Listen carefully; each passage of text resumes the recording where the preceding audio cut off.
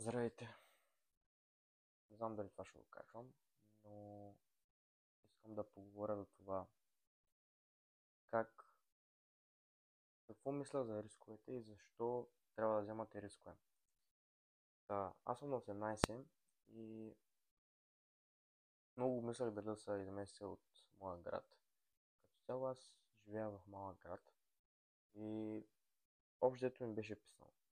Наистина ми беше писнало, защото като си в малък град има си плюсове, има и си минуси, но в един момент ти писва. Просто наистина виждаш едни и същи хора, малък град, едни и същи места, нямаш какво да правиш толкова. И тук идва въпроса. Дали е добре да се изместиш, да живееш в друг град? Защото не всеки би го направил това нещо. В смисъл, как да ви кажа, ти отиваш в нов град, ти не познаваш почти никого, не знаеш какво ще стане, не знаеш дали ще ти хареса там, обществото. И според мен аз взех правилното решение да се изместя в друг град, т.е. в по-големия град. Защо? Защото рано или късно всички ще се изместите някъде другаде. Няма цял живот да живеете при вашите, няма цял живот да ви готви майка ви, да ви гледа и така нататък и да ви чисти. И колкото по-рано го направите това нещо, да се изместите, толкова по-рано ще се сблъскате с живота и ще по-подготвени. Като цяло, аз тук първите ми дни наистина се заблъсках първо с готвенето. Свършим храната и започнах да мисля аз какво ще си готвя, защото аз трябва да ям.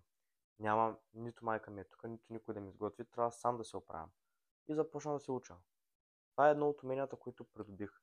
Нали, аз не съм го придобил напълно, но ще се науча. Защото аз няма как. Аз много държа на това да се храня здравословно като цяло, а не да поръчвам ядене от места отвънка. За мен е много по-добре да си готвя аз, да си купувам от магазина храна и да се я правя. Първо, че е по-здравословно, второ, че е по-ефтино излиза да си готвиш. Другото, което е това нещо, което ми, как да кажа, другото нещо, което ви помага е, че вие разпределяте бюджета си. Нали, когато се оправяте сами, вие, как да кажа, вие почвате да разпределяте бюджета така, че, примерно, да не харчите толкова пари за глупости.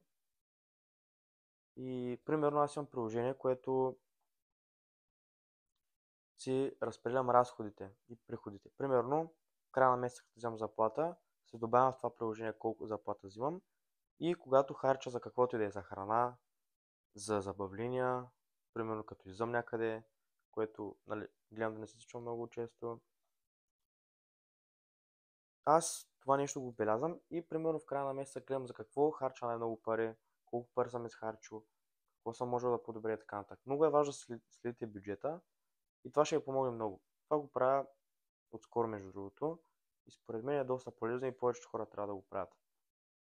Така че това са едни умения, които, нали, много малко хора ги правят, обаче реално са доста полезни. Примерно това с разпределението на бюджета.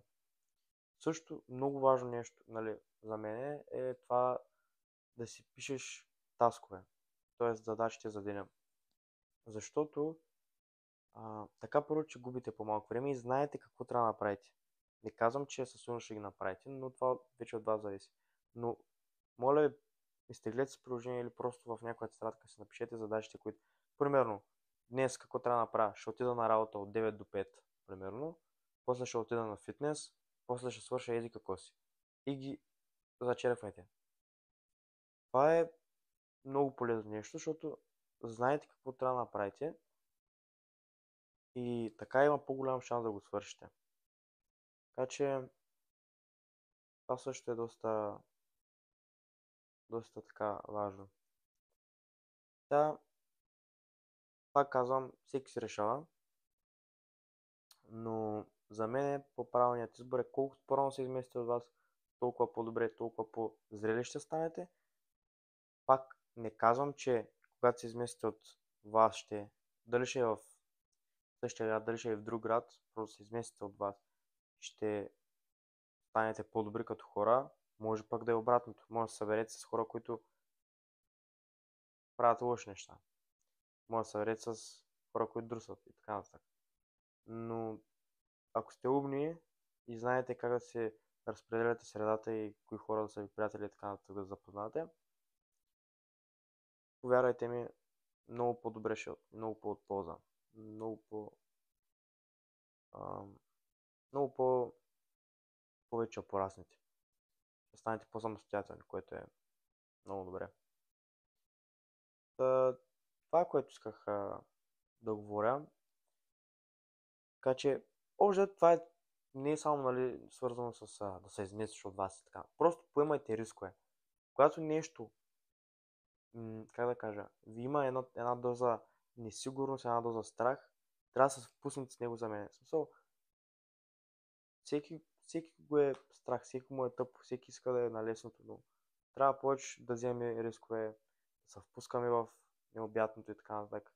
Независимо дали това е да се изместиш от града ти, или да започнеш нова работа, или нов бизнес, или така нататък. Просто трябва да поемате рискове. И това е живота.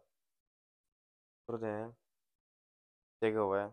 Странно ми е в момента, че съм в момента на квартира, че съм работя в друг град, работя с нови хора, те първа се запознавам, почти никой не познавам тук, между другото. Но това е, в смисъл, няма как. Всеки оцелява. Важното е да не спирате да бутате. И каквото и да става, гледайте да не се губите времето, защото много бързо минава. Наистина аз се повтарям, има време, обаче няма никакво време. Времето лети, трябва да го използваме всеки ден. Просто, моят съвет е, старайте се да правите това, което обичате най-добре. Просто гледайте да правите нещата наистина колкото се може най-добре. И правете това, което харесвате също.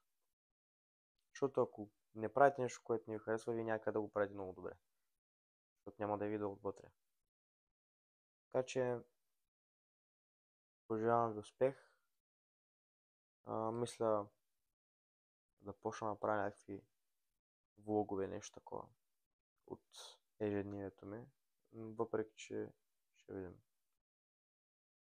Може и на работа да снимам как работя, как правя коктейли от фитнеса, евентуално.